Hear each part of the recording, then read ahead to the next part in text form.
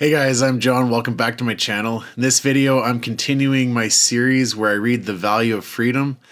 It's a draft fully costed fiscal plan for an independent Alberta.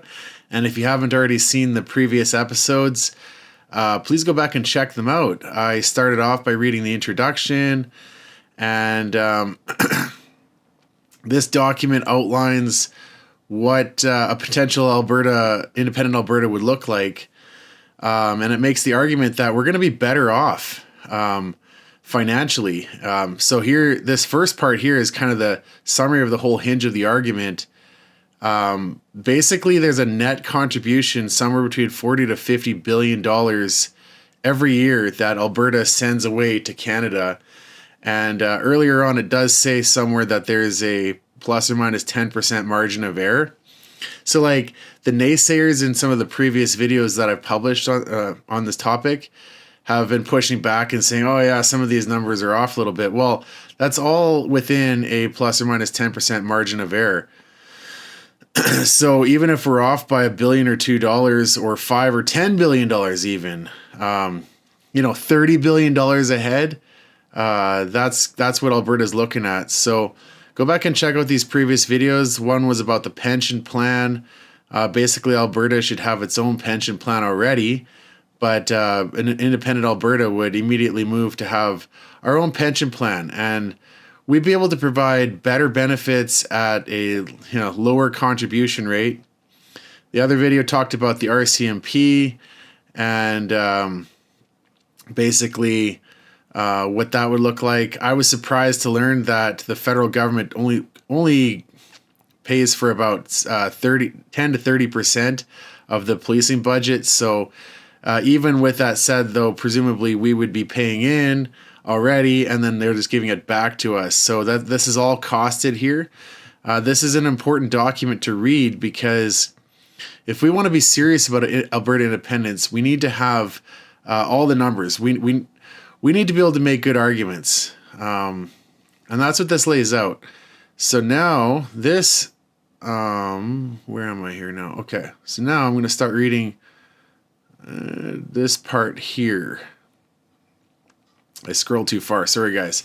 Okay. So starting off, this is an analysis of specific federal services and Alberta's payments. The $60 to $65 billion annual tax contribution from Alberta Fund, a wide range of ineffective and inefficient federal services. True. Not favorable to Alberta. So so many people complain, oh, my tax dollars are going to stupid things. Well, that's that's what this document's going to lay out, this part here, including lackluster defense. Are we getting our money's worth? Do you honestly think that our military is being funded to a level where it would be effective? International relation, which all too often slander Alberta resource industries. It's just an extra slap in the face. All these government agencies and funds that go overseas and say that our industry is dirty and we want to cut it all away. And yeah. But to which also include defense, international relations, Five Eyes, as well as ineffective federal policing.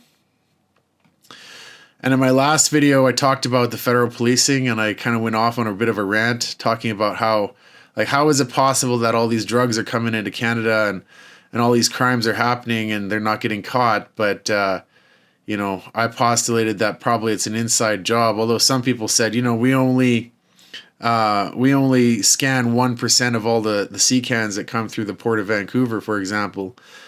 And yeah, I mean, we needed to be doing a way better job with that. But anyway, I was reading through some of the comments and people were pushing back a little bit. But however, some services involve direct payments or fees from Alberta, province, municipality, or residents that are not included in these tax estimates as they are billed separately, similar to the RCMP contract policing costs.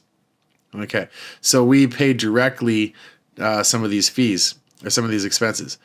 Below is a list of key federal services that involve direct payments or cost sharing by Alberta beyond the tax contributions, with estimated costs and whether they require new funds for an independent Alberta. Indigenous services funding. Federal role. Indigenous Services Canada, ISC, and Crown Indigenous Relations provide funding for on-reserve services. I'm going to stop right there, right? On-reserve services. I've made 2 videos where I've spoken with Indigenous people who don't live on the reserve, and they both told me that once you leave, you pretty much lose everything. So, there's that. Education, health, infrastructure, with a 2024-25 budget of about $24 billion nationally. $24 billion. Okay. Alberta receives a portion, but some costs are shared with the provinces. Alberta's payments. Alberta contributes to Indigenous services through provincial programs, education, health for off-reserve Indigenous populations. Okay. Estimated at $200 to $300 million annually, separate from federal taxes. These are provincial budget expenditures, not part of the $68 to $75 billion federal tax contributions. Federal funding of Alberta's Indigenous communities, about $1 to $1.5 billion annually, based on 11.6% of the population share, is included in the $22 to $26 billion federal transfers. Okay. Funds needed. The federal share and desired increase, $4.2 to $5 billion through constitutionalized resource revenue sharing, would require funds, covered by the $44 to $47 billion net contribution. Provincial contributions, $200 to $300 million, are already budgeted. Okay, so it's admitting that if we if we separate our ties from Canada, then we're going to have to maintain the same level of services, right? I like how this document's kind of laid out. We're not assuming that we're going to cut anything. Things are going to continue the exact way they are, but Alberta's just going to take over. And I think that's an honest kind of way to approach this. Obviously, going forward, things are going to change. But this is just projecting what it would look like exactly as just we move forward on our own. Independence impact. Alberta would fund $4.2 to $5 billion annually. $1.2 to $1.8 billion base plus $2.4 to $3.2 billion funding for sovereign, self-governing communities. Interesting, right? Sovereign, self-governing communities. I've had a lot of conversations with people about this, and I kind of land where I'm like, I want sovereignty for myself, right? I want Alberta to be sovereign. And so how could I turn around and say to Indigenous communities that you can't have what I want, what I want to have? So I'm philosophically aligned with this idea of more sovereignty for Indigenous communities, but at the same time, like, I just want to push back and be honest about this. Like, if there's a lot of corruption already, maybe it's too far gone. But the video where I was talking with Brian about this, go check out that video, link in the description. He told me that his band, his reserve, is actually managing things pretty well. He said that several times. So I don't know, maybe there's a good place for this, but I like the idea of self-governing communities in general. I would even say, like, we could apply this to every municipality. Like, in certain regards, cities should be as sovereign as we can possibly make them, right? The idea is to have government as close to the people as possible. That way, when things go wrong, there's more accountability. Because, like, where's the guy who screwed everything up?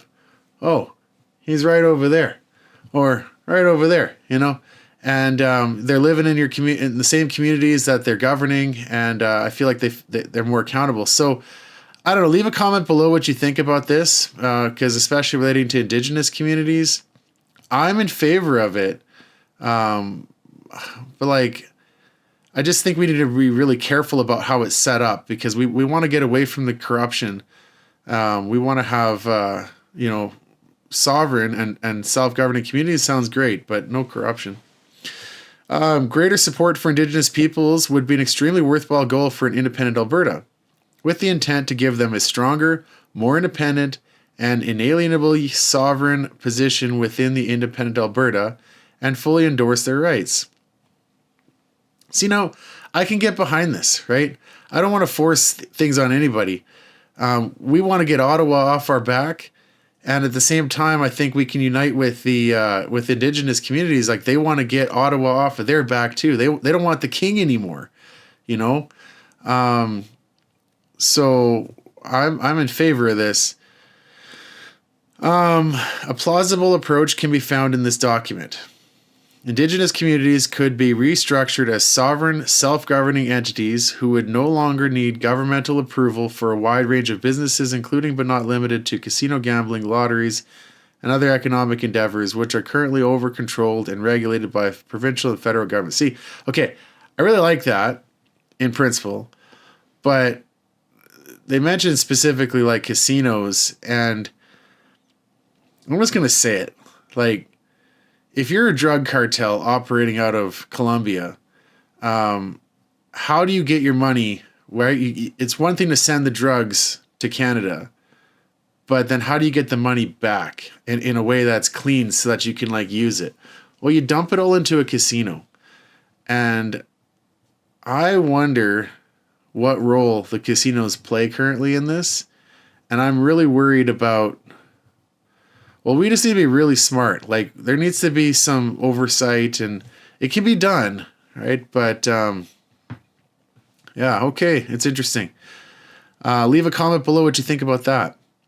Funds would be paid into community trust to create permanent community self-sufficiency beyond the transitional time. So, I like that, right? But at the same time, if we're saying that they're going to be sovereign and self-governing, we can't tell them how to spend their money, right? Like you have to pay it into a trust. So there's a bit of a potential conflict there. Federal regulatory and licensing fees. Federal role. Agencies like the Canadian Radio, Television, and Telecommunications Commission, CRTC, Transport Canada, Fisheries and Oceans, charge fees for licenses, telecommunications, aviation, fishing, particularly funding their operations. National budgets include CRTC $70 million and Transport Canada $2 billion. So, like, I'm also strongly in favor of small government and less bureaucracy. And I would love to just see, like, why do we need these agencies? Why do they need to be getting billions of dollars or millions of dollars? What are they really doing? Like the CRTC, in my understanding, it was set up, right, so that when there was broadcasting, you had to have some regulatory body saying, you can only broadcast on these radio waves and stuff like that. But now with the internet, there's no monopoly on who can broadcast. Hence, even idiots like me can broadcast. So now the CRTC's been getting more and more involved into like internet censorship. And I'm just worried that whenever we have large bureaucracies, there's always people who are running them who are essentially not accountable to anybody. Take, for example, the library board in Airdrie. I made a video about this already, but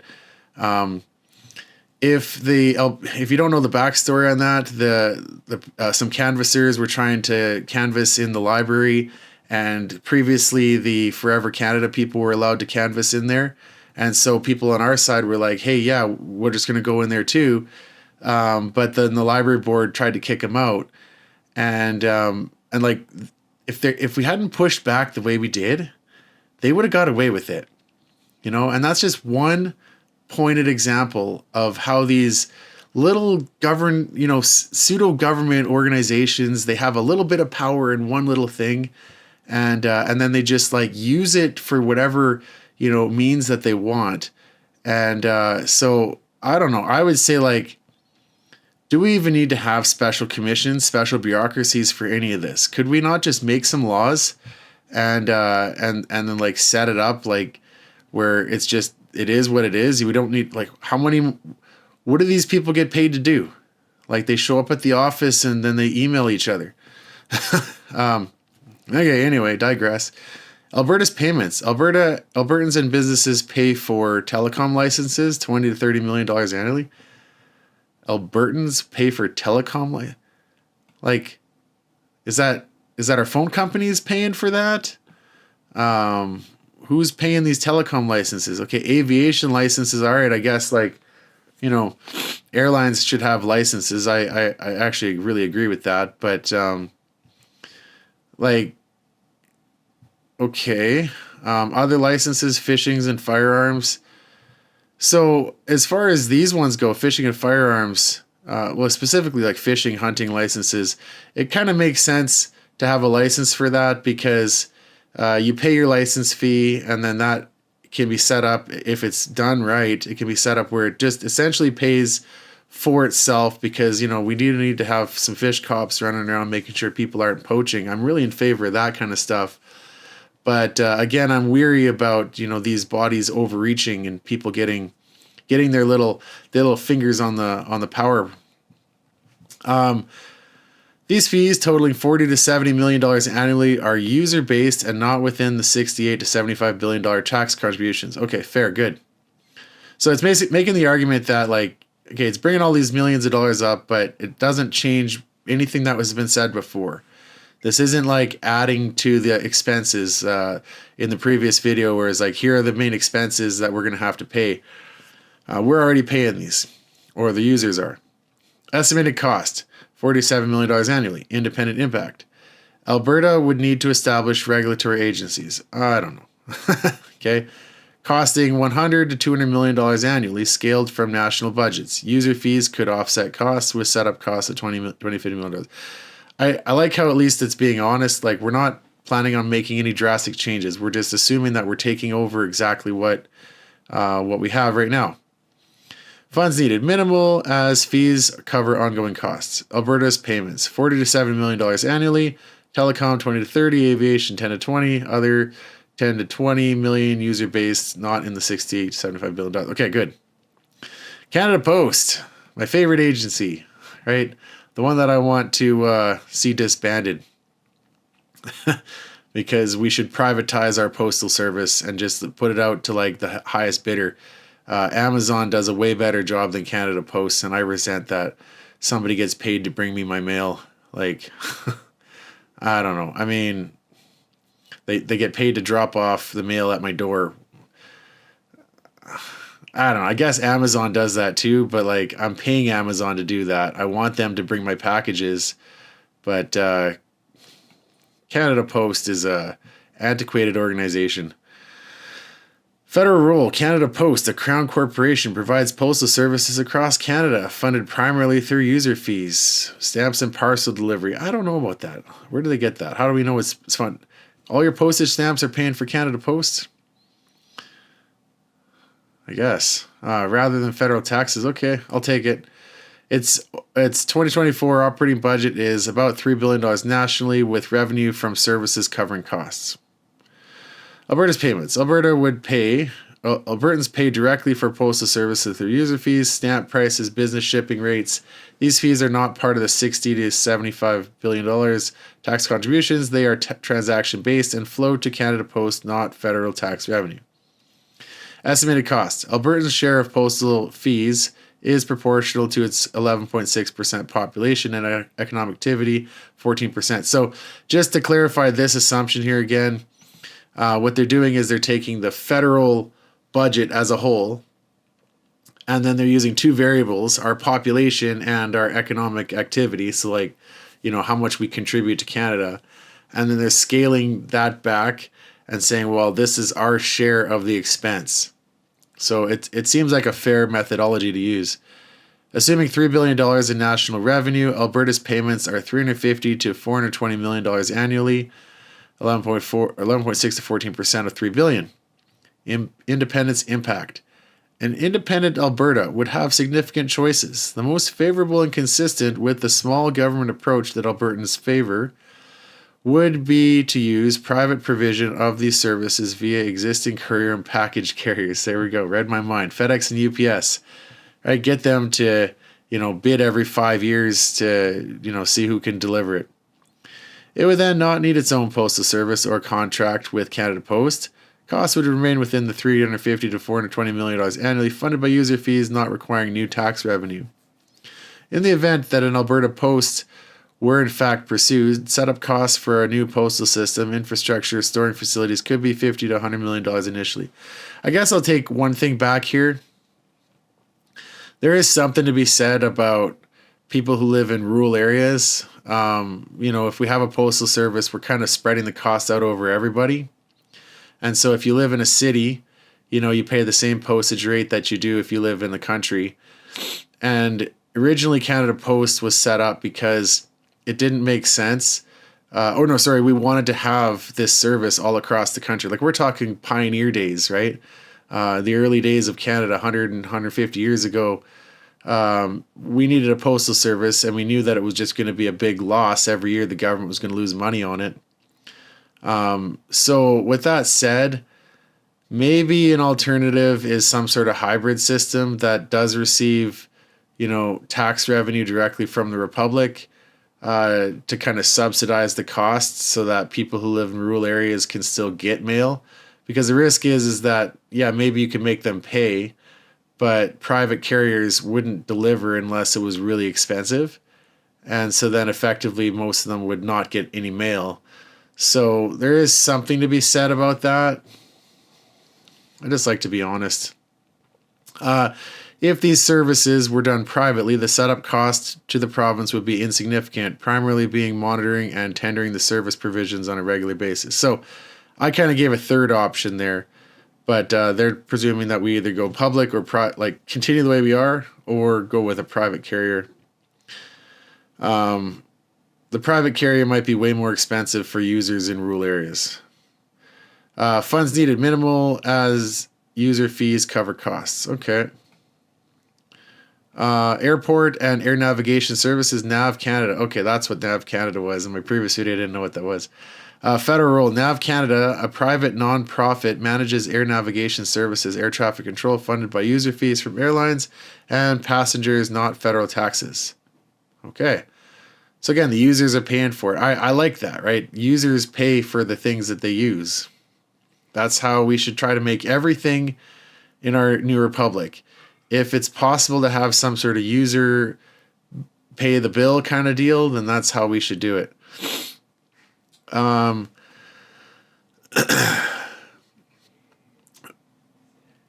Okay. Airports in Alberta, Calgary, Edmonton are operated by local authorities but pay federal rents or fees for federal-owned land, pre-1990s transfers, and air security charges to the Canadian Air Transport Security Authority, CATSA, funded partly by federal budgets and user fees. Okay. So it seems like everything that's big here is already partly provincial, partly federal. And so this is good because that means we already have a mechanism set up that we could just start paying the full bill, and it would allow for a more seamless transition. So that's actually encouraging right there. If we didn't already pay part of the bill, like if we were fully dependent on Ottawa to have our airports running, then it conceivably would be a big problem. There'd be a disruption. But basically, we just say, hey, send us the entire bill. Alberta's payments. Alberta airports and passengers pay Nav Canada fees charged to airlines and pass to passengers via ticket prices, estimated at $150 to $200 million annually for Alberta, based on 14% of Canada's $1.4 billion Nav Canada revenue in 2023. Federal airport rent. Calgary and Edmonton airports pay ground lease rents to the federal government, estimated at $50 to $100 million annually, based on historical data. Example, $366 million nationally in 2018. Air security charges. CATSA, $1 billion national budget 2024 includes passenger fees, $7 to $25 per flight. Alberta's share, based on passenger volume, is $100 to $150 million annually. These fees are not included in the $68 to $75 billion tax contributions, as they are user-based or direct payments to federal entities.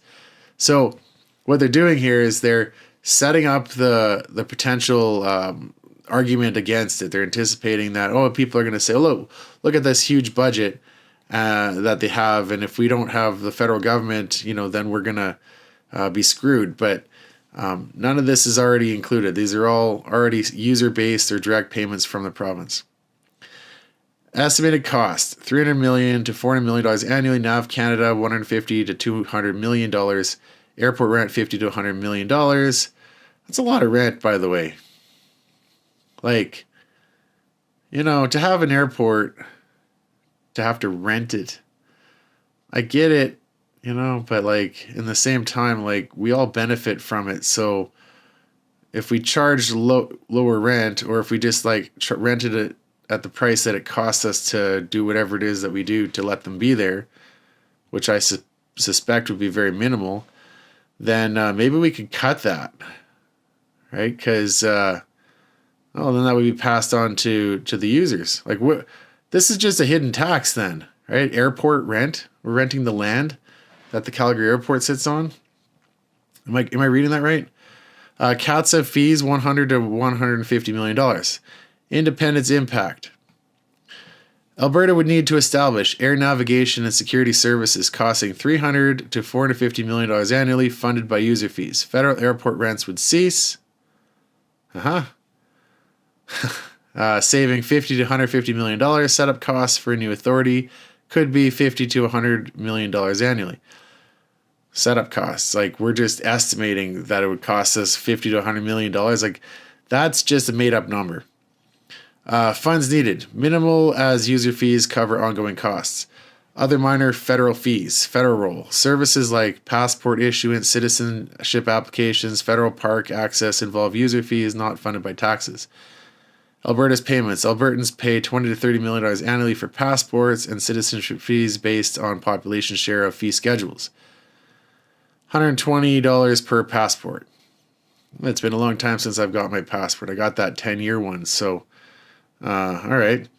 These are not part of the $68 to $75 billion tax contributions. There we go. Estimated cost, $20 to $30 million annually. Independence impact. Alberta would administer its own passport and citizenship systems, costing $20 to $30 million annually. Funded by fees. Setup costs would be $10 to $20 million. Funds needed. Minimal as fees cover the costs. Great. Like we're going to take over our own passports. I like people on the internet are honestly saying that this is going to be a problem, that we're going to have to get our own passports and set up all these things. It's like, man, there's hundreds of countries around the world that have their own passports. Like we're going to figure this stuff out. It's not that hard. Total costs outside tax contributions. Annual cost, $910 to $1,270 million. $0.91 to $1.27 billion, including Canada Post. All right, Canada Post $350 to $420. So Airport Nav Canada, CATSA $300 to $450 million. Indigenous Services provincial share $2 to $300 million. Regulatory licensing fees $40 to $70 million. Other fees $20 to $30 million. Initial setup costs $180 to $370 million for new systems. I don't know how he's getting that number, right? Like, and it's so wide, which kind of tells me that there's a lot of uncertainty here. That why is it going to cost us that much money to set these new systems up? Like, they already have buildings. They already have people working there. We just have to put a new sign on the door. Probably change the letterhead on all their paperwork. Change their websites. Relation to tax contributions. These costs are outside the $68 to $75 billion tax contributions, as they are direct user fees or provincial payments, similar to RCMP contract fees, $554 million. The federal share of these services, $170 to $188 million for RCMP, $1 to $1.5 billion for Indigenous services, is indirectly funded by Alberta's taxes, but not directly billed to Alberta. Good. Okay, so that's where I'm going to leave off on this video. I don't think that it was too surprising. I'm just glad that they laid out all the costs, and I just want you to be able to see this. I know for me, when I read a document like this, my eyes kind of just glaze over a little bit. But when I'm reading it with a purpose, then so thank you very much, everybody, for watching. Please like, comment, and subscribe. Cheers.